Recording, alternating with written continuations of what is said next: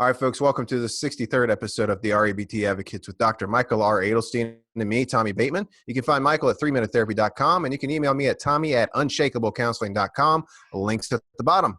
So we got another listener question today. Thank you, James. Once again, you're reliable as ever. So I'm just going to go ahead and start reading it. It's about self-discipline. Hi, Tommy and Michael. I hope you're both doing well. We're doing wonderful.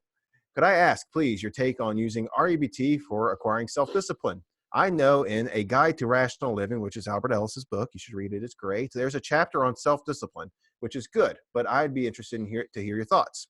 For example, I'm trying to wake early and go to the gym, but it's a struggle.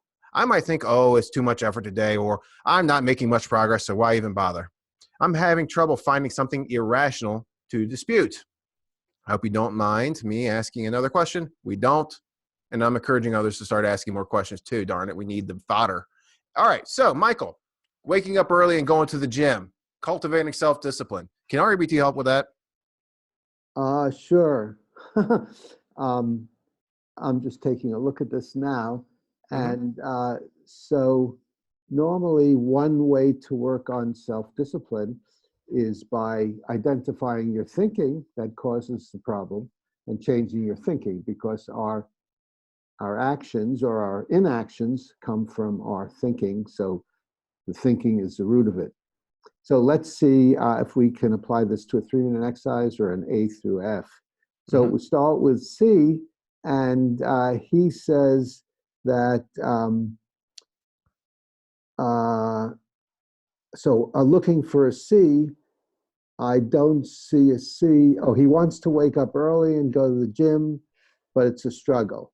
Okay, so we can assume, James, you're procrastinating. So I would say C is procrastination, and then A is it's time to wake up early and go to the gym.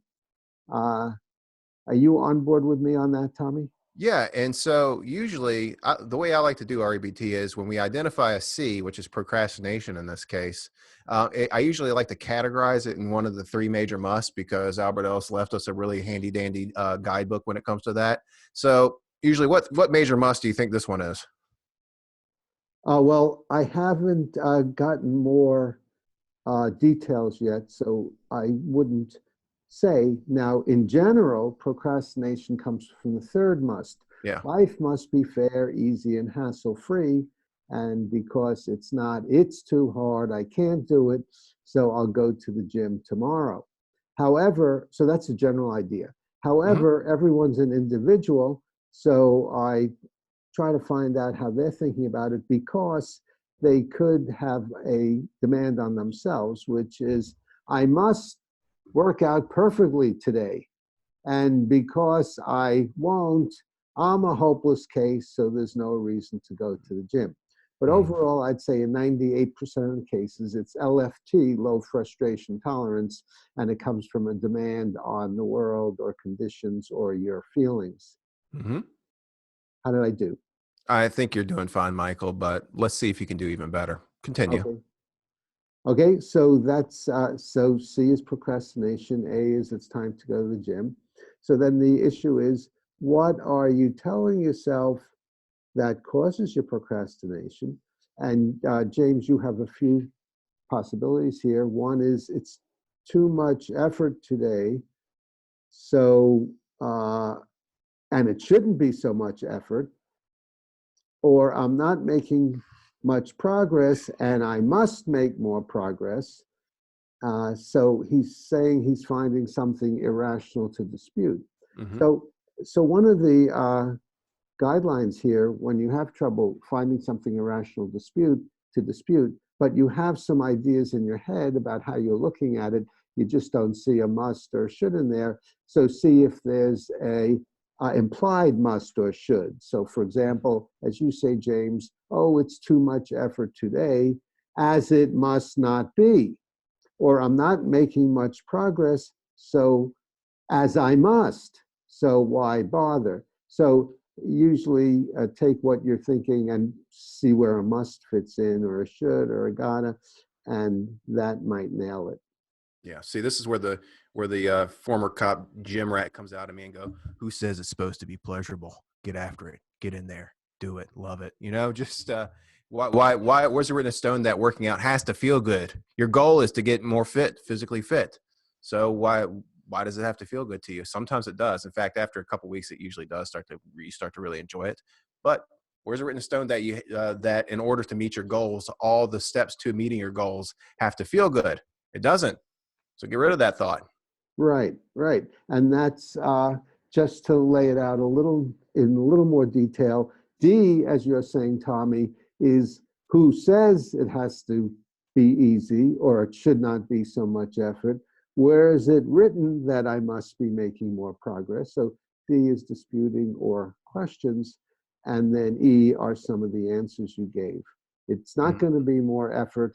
Too bad. Just push myself to do it anyway, and it may start feeling better if I continue to do it. It may not, but that can't stop me. It might slow me down, but it can't stop me. So I can keep pushing myself.